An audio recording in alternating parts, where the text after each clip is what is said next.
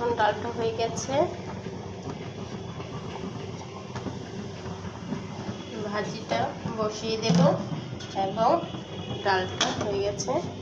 ভাজিটা আলু ও পেঁপে একসাথে দিয়ে দিয়েছি, সিদ্ধ হয়ে যাবে। তার সাথে আমি সিদ্ধ হওয়ার জন্য লবণটা দিয়ে দেব এবং হলুদ মরিচের ফাঁকিটা দিয়ে দেব, একসাথে সিদ্ধ করে নেব।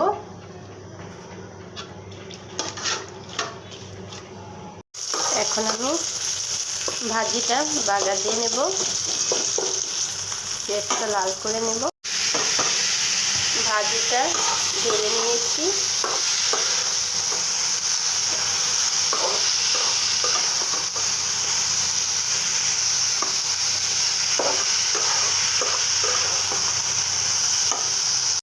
এখন আমি ধনেপাতাটা দিয়ে দিয়েছি সাথে সিদ্ধ হওয়ার জন্য।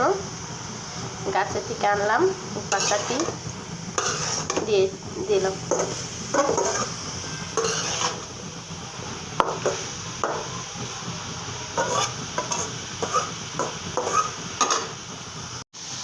আমার ভিডিও যদি ভালো লেগে থাকে অবশ্যই লাইক কমেন্ট শেয়ার করে সাবস্ক্রাইব বেলটা টিপ দিয়ে পাশে রাখবেন, অবশ্যই যেন সামনে আরও যেন ভালো ভালো ভিডিও দিতে পারি।